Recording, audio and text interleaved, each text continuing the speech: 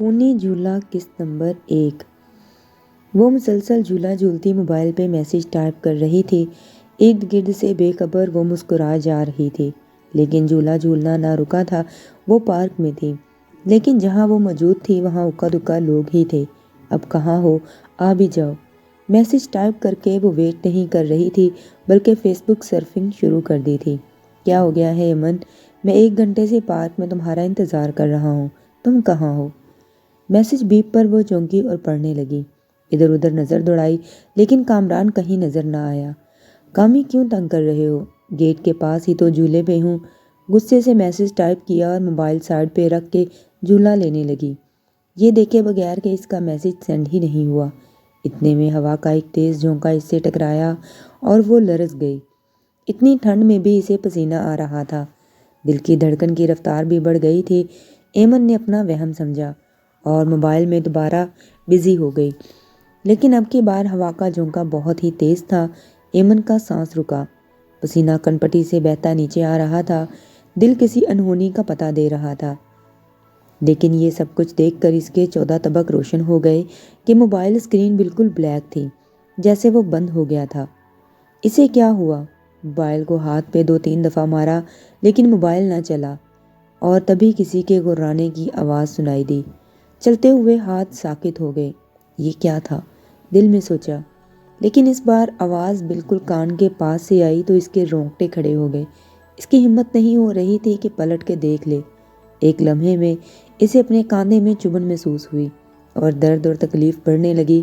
ذرا سی گردن موڑ کر دیکھا تو دل کی دھڑکن کانوں میں سنائی دی۔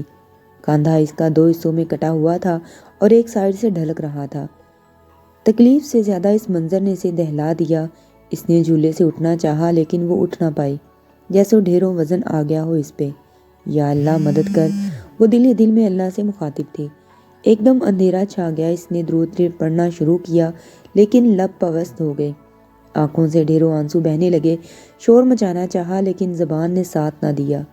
یکدم اسے پیچھے سے کسی چیز نے اپنی طرف کھینچ لیا اور یہ سب کچھ 1 منٹ میں ہوا، اور پھر سب کچھ معمول پہ آ گیا، جیسے کچھ ہوا ہی نہیں۔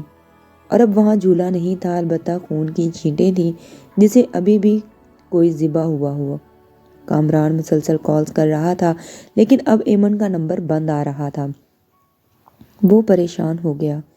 اسے آئے 3 گھنٹے ہو گئے تھے، اب شام ہونے والی تھی اور ایمن کا کچھ پتہ نہیں تھا۔ پارک بھی بند کرنے والے تھے۔ ایک بار پھر کال ملائی، وہاں موجود لوگوں سے پوچھا لیکن کوئی بھی نہیں جانتا تھا کہ ایمن کہاں گئی۔ اتنی بھی کیا لاپرواہی، بھلا بندہ بات تو کر لے۔ کال ملاتا وہ غصے میں تھا۔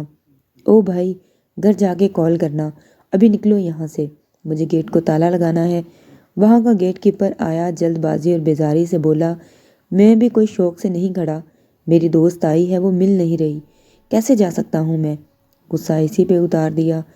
بھائی میرے، جو کرنا ہے باہر جا کے کرو، یہ جگہ مغرب کے بعد بند کرنے کا حکم ہے، مہربانی کرو اور جاؤ یہاں سے۔ وہ شخص ہاتھ جوڑنے لگا، عجیب انسان ہو، مجھے میری دوست کو ڈھونڈنے میں مدد کرنے کی بجائے تم الٹا۔ بس صاحب، اب نکلو یہاں سے ورنہ تم رہو یہیں، میں چلا۔ وہ شخص شکل سے جتنا عجیب تھا، باتوں سے اس سے بھی زیادہ عجیب لگا۔ مجبوراً کامران کو باہر آنا پڑا۔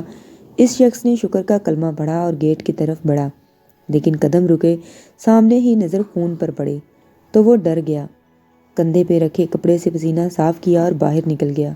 کامران بھی گاڑی کے پاس آیا، رہ کر نہ جانے کیوں اسے ایسا لگ رہا تھا کہ ایمن یہی ہے، اسے بلا رہی ہے۔ تھکے قدموں سے پلٹا اور ایک نظر پارک پہ ڈالی، جو اس وقت ایک خوفناک اور پراسرار سا منظر پیش کر رہا تھا۔ نہ جانے آج ایمن کو اس پارک میں آنے کی کیا سوجی تھی۔ اچھا بھلا وہ قریب پارک تھا، آج یہاں بلا لیا، ہو سکتا ہے وہ واپس چلی گئی ہو۔ خود کی سوچوں میں سوال جواب کا تانا بانا بنتے گاڑی سٹارٹ کی اور آگے بڑھا دی۔ پیچھے وہیں کھلکھلانے کی آواز دی جو وہاں کی خاموشی میں بآسانی سنائی دی جا سکتی تھی۔ اتنی دیر ہو گئی ہے، ایمن ابھی تک گھر نہیں آئی، خدا خیر کرے، کہاں جا سکتی ہے؟ حلیمہ آنٹی بہت پریشان تھی، بار بار ٹائم دیکھ رہی تھی۔ ارمان کے آنے کا وقت ہو گیا تھا اور آتے ہی سب سے پہلے اسے بہن سے ملنا ہوتا تھا۔ ابھی تک وہ گھر نہیں آئی تھی۔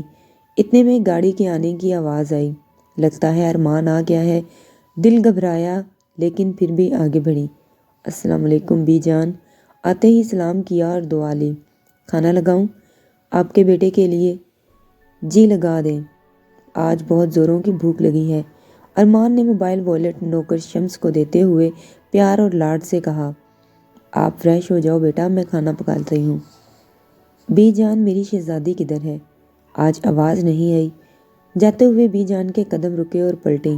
دل میں ڈر تھا، پھر بھی خود پر قابو پایا۔ ارے بیٹا فریش ہو جاؤ، وہ بھی آ جاتی ہے، ٹالنے والے انداز میں کہتی وہ کچن کی جانب بڑھی۔ اب کیا بتاؤں ارمان کو، کدھر ہے؟ کون سا مجھے بتا کر گئی کہ کہاں جا رہی ہے؟ اللہ کرے آ جائے۔ دل ہی دل میں دعائیں کرتی کھانا لگانے لگی، جبکہ ارمان کو بی جان کا انداز کچھ عجیب سا لگا۔ سر جھٹک کر وہ فریش ہونے چلا گیا۔ کھانے کی ٹیبل پر بھی ایمن کا پھر سے پوچھا تو بی جان آئیں بائیں شائیں کرنے لگی۔ بی جان بتائیں بھی، ایمن کیوں نہیں آئی ابھی تک نیچے؟ کیا کوئی بات ہوئی ہے؟ کھانے سے ہاتھ کھینچ لیا تھا۔ ارے نہیں بیٹا، پہلے آپ آرام سے کھانا کھا لو۔ بی جان ایمن کہاں ہے؟ اب کے ذرا نگواری سے پوچھا تو وہ بیٹا، وہ بات کرتے وہ ہکلا رہی تھی۔ ارمان ایک ٹک پتھریلی نظروں سے دیکھے جا رہا تھا۔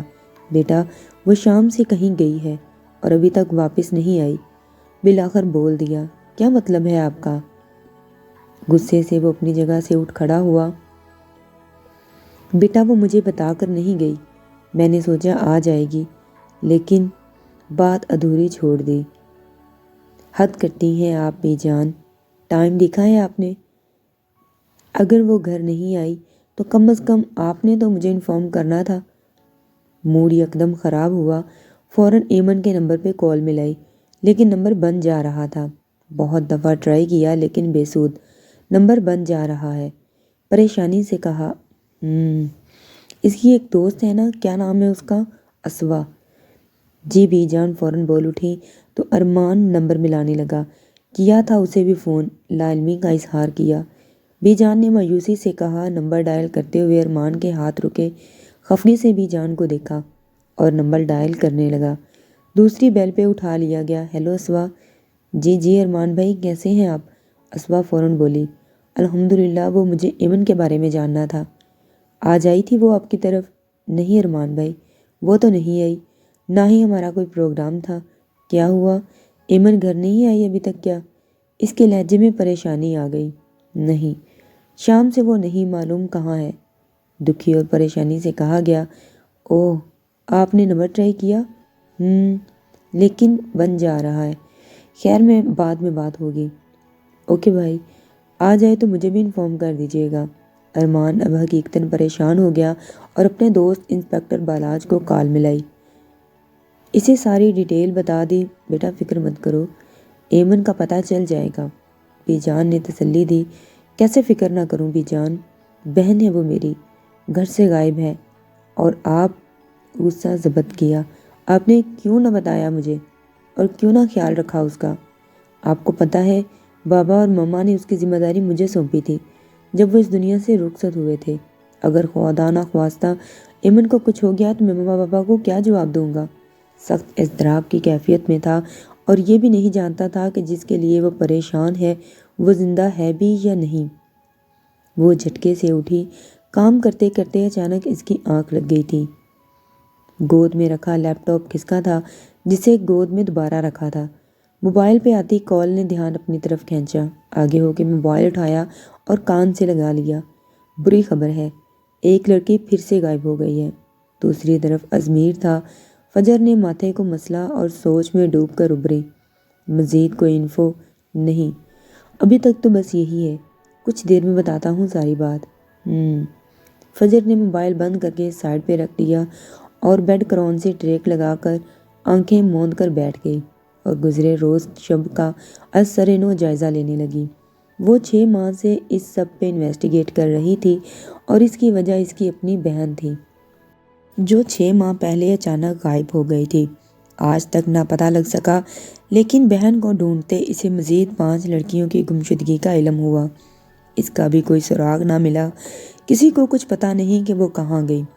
لیکن ان سب کے باوجود فجر نے ہار نہیں مانی تھی اور اپنی کوششیں جاری رکھیں۔ ان سب میں اس کا دوست، اس کی بہن کا منگیتر ازمیر اس کے قدم قدم پر ساتھ دے رہا تھا۔ وہ انسپیکٹر تھا اور پولیس اسٹیشن سے گمشدگان لڑکیوں کی رپورٹ نکال کر تمام معلومات فجر کو دیتا تھا۔ فجر فہیم مغل اور سارا مغل دونوں بہنیں تھیں۔ ماں باپ کی وفات کے بعد رشتے کی ایک خالہ ان کے پاس آ گئی تھیں۔ انہوں نے ان دونوں بہنوں کو دل و جان سے پرورش کی، لیکن 1 سال پہلے وہ بھی خالقے کیکی سے جا ملی۔ اس وقت واقعی وہ دونوں صحیح معنی میں اکیلی ہو گئی تھیں۔ پھر ایک دن اچانک سارا گھر سے ناراض ہو کر چلی گئی۔ کوئی نہیں جانتا کہ وہ کہاں ہے، کس سے ملی، اور آج تک سارا کا پتہ نہ چل سکا۔ اس سلسلے میں پولیس نے بے بس تھی اور فجر نے خود اپنی بہن کی تلاش شروع کر دی۔ بہن تو نہ ملی، لیکن مزید گمشدگی کی رپورٹ ملنا شروع ہو گئی، اور یہاں آ کر فجر کو شوق لگا۔ موبائل پہ کال نے اس کی سوچوں کا تسلسل ایک بار پھر اپنی طرف کھینچا۔ ہاں رامین، میں ٹھیک ہوں، تم سناؤ؟ فجر: سب ٹھیک ہے، تمہاری خیریت ہی جاننی تھی۔ رامین نے فکر مندی سے کہا۔ الحمدللہ جانی، ٹھیک ہوں میں۔ پتہ نہیں کیوں تمہاری وجہ سے دل پریشان رہتا ہے۔ اکیلی رہتی ہو، کہا بھی ہے میری طرف آ جاؤ، تم مانتی ہی نہیں۔ رامین کے لہجے میں فجر کے لیے فکر مندی تھی۔ رامین، تم جانتی ہو میں یہ گھر کبھی نہیں چھوڑ سکتی۔ ماما بابا کی یادیں جڑی ہیں، اور سارا کہتے کہتے آواز رند گئی۔ فجر: سارا کے لیے ہم سب پریشان ہیں، اللہ نے چاہا تو وہ خیریت سے ہوگی اور جلدی مل جائے گی۔ تسلی دی، لیکن سامنے فجر تھی۔ اسے یہ جھوٹی تسلیاں کہاں سکون دلا سکتی تھیں۔ میں جانتی ہوں رامین، وہ کہاں ہے؟ بہت مشکل سے بول پائی۔ کیا؟ کہاں؟ وہاں جہاں اس تک میری آواز نہیں جا سکتی۔ کہتے ہی فوراً فون بند کر دیا۔ رامین تو دل پہ ہاتھ رکھ کر بیٹھ گئی۔ اسے فجر کی بات کا یقین نہ آیا۔ آنسو بہنے لگے۔ فجر کی تکلیف کا سوچ کے ہی اسے بے چینی ہونے لگی، اور فوراً اس کے پاس کراچی جانے کا فیصلہ کر لیا۔ یار میں نے سب جگہ اطلاع کر دی ہے، جیسے ہی کوئی خبر ملتی ہے انفارم کرتا ہوں۔ ڈی ایس پی بلاج نے فون پہ ارمان سے بات کرتے ہوئے اسے تسلی دی۔ لیکن 12 گھنٹے سے اوپر ہو گئے تھے، ابھی تک ایمن کا کچھ پتہ نہ چلا۔ ہر جگہ سے پتہ کروا لیا، اب تھک ہار کے وہ آفس میں آیا تھا۔ اپنی چیئر پر بیٹھتے وہ اپنے آنسو اپنے اندر اتار رہا تھا۔ بھائی آپ میرے لیے چاکلیٹ نہیں نہ لائے؟ جائے میں نہیں آپ سے بات کرتی۔ وہ ناراض ہوتی ارمان کو مسکرانے پہ مجبور کر گئی۔ اچھا جی، تو آپ اب ناراض ہیں؟ ارمان نے مزید تنگ کیا۔ بھائی اگر آپ نے مجھے تنگ کیا نا تو میں نا اوپر جا کے ماما بابا کو آپ کی بڑی والی شکایت لگاؤں گی۔ ایمن نے اپنی طرف سے وارن کیا۔ ایمن، سوچ سمجھ کے بولا کرو، ہر وقت مذاق اچھا نہیں ہوتا۔ ارمان کو غصہ آ گیا۔ آئی ایم سوری بھائی۔ ایمن نے فوراً غلطی مانی۔ ارمان نے اسے گلے سے لگا لیا۔ ایمن کبھی مذاق میں بھی ایسی بات نہ کرنا، ایک تمہیں تو ہو میری زندگی میں۔ ارمان دکھی ہو گیا۔ ایمن کہاں چلی گئی ہو تم؟ جانتی بھی ہو کہ نہیں ہے کوئی بھی ہمارا ایک دوسرے کے سوا۔ میری بہن، میرے ماں باپ سبھی تم ہی تو ہو۔ پلیز جہاں کہیں بھی ہو لوٹ آؤ۔ ارمان نے اپنے آنسو بہنے دیے۔ وہ بے بسی کی انتہا پہ تھا۔ تبھی موبائل پہ کال آئی۔ کال ریسیو کی۔ ارمان پلیز، میں ایک جگہ کا ایڈریس سینڈ کر رہا ہوں، وہاں پہنچو۔ ڈی آئی جی بلاج نے چھوٹتے ہی کہا۔ ایمن کا پتہ لگا؟ امید جاگی۔ ایک لاش ملی ہے، پلیز تم پہنچو۔ فون بند ہو گیا، لیکن ارمان کی دنیا ہلا کے رکھ دی۔ کیا ہوا؟ ازمیر یوں اچانک بلایا۔ ازمیر کی بتائی ہوئی جگہ پہ پہنچ کے فجر نے اسے کال ملائی۔ فجر، یہاں ایک لاش ملی ہے، بس دعا کرو وہ سارا نہ ہو۔ ازمیر کا لہجہ روندا ہوا تھا۔ فجر تو سکتے میں آ گئی۔ 6 ماہ بعد کوئی سراغ ملا تو کیا ملا؟ لاش۔ آنکھوں میں آنسو آ گئے۔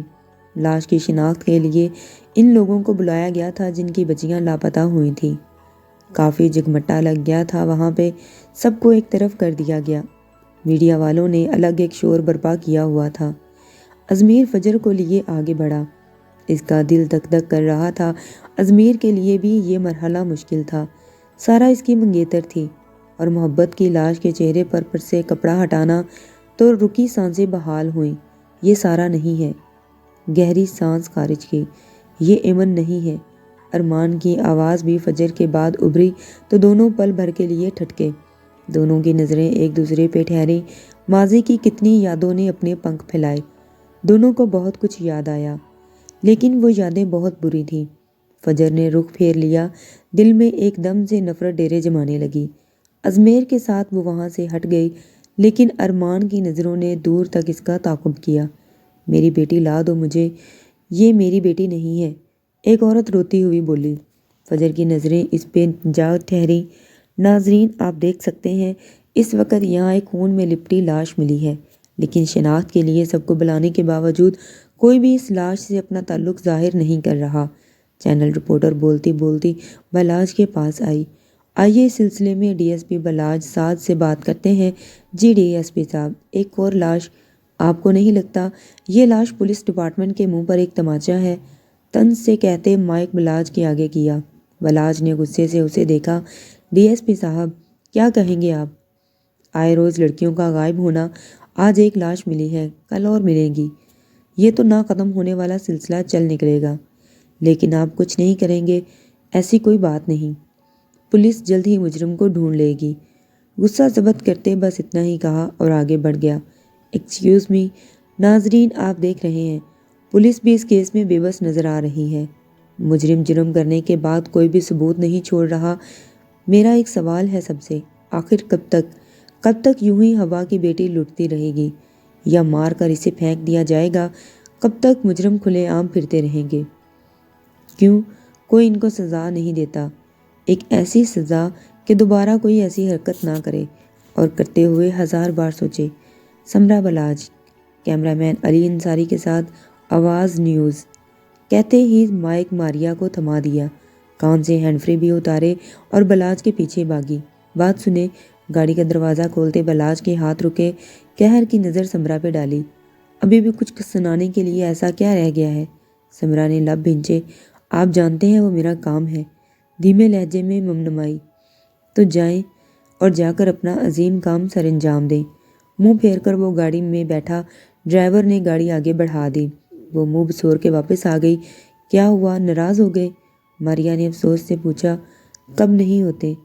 خیر علی، تم بتاؤ کیا شیڈول ہے آگے کا؟ وہ ہے ایک لڑکی، ٹک ٹاکر لیلا، وہ آج جا رہی ہے یہیں کہیں قریبی پارک ہے وہاں۔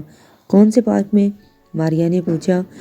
کوئی دنیا ہے، حال ہی میں کھلا ہے، کسی چودھری کا ہے آئی تھنک۔ یہ لیلا وہاں کیا گل کھلانے جا رہی ہے؟ سمرا نے تیکھے لہجے میں پوچھا۔ ٹک ٹاکرز اور کام کیا ہے؟ علی نے بھی افسوس کیا۔ یہی وہ لڑکیاں ہوتی ہیں جو سستی شہرت کے لیے کسی بھی حد تک چلی جاتی ہیں، اور پھر سب کو ایک ہی طرح کا سمجھا جاتا ہے، بد کردار۔ ایسی لڑکیوں کی وجہ سے کوئی شریف لڑکی کو بھی سکون سے جینے نہیں دے پاتا۔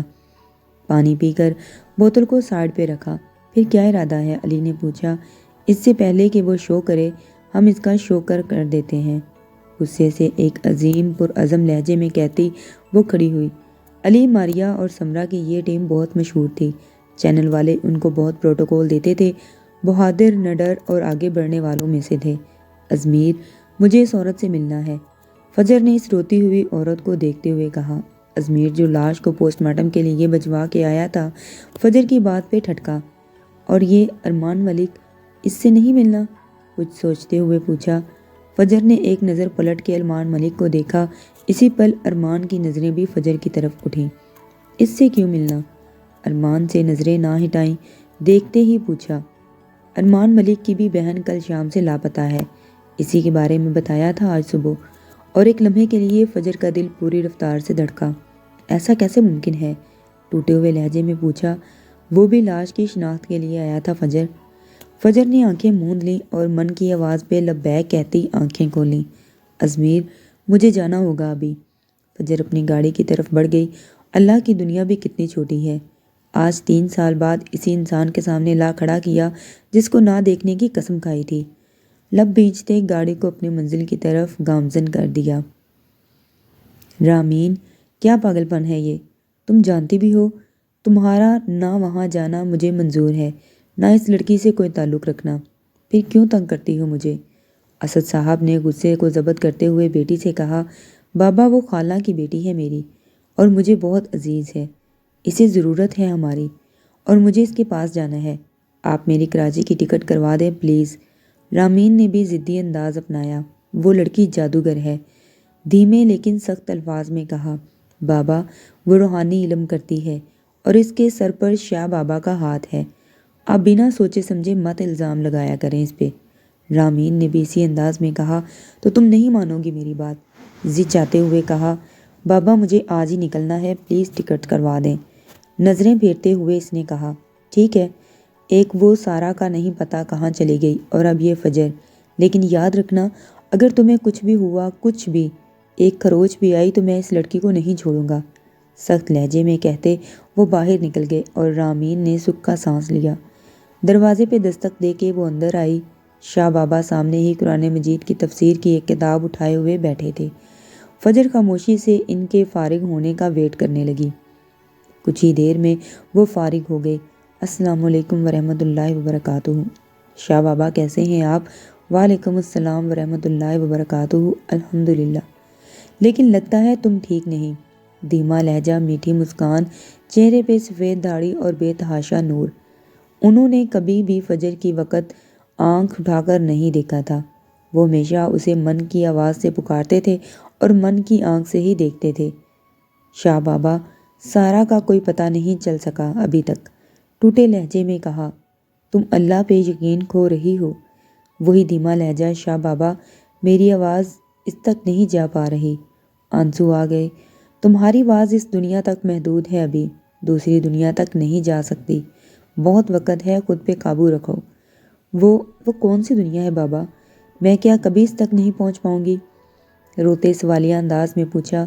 تم اللہ کے فیصلوں کے خلاف جانا چاہتی ہو، جبکہ تم جانتی ہو کہ تمہارا مقصد کیا ہے؟ شاہ بابا کی بات سے وہ چپ ہو گئی ایک دم۔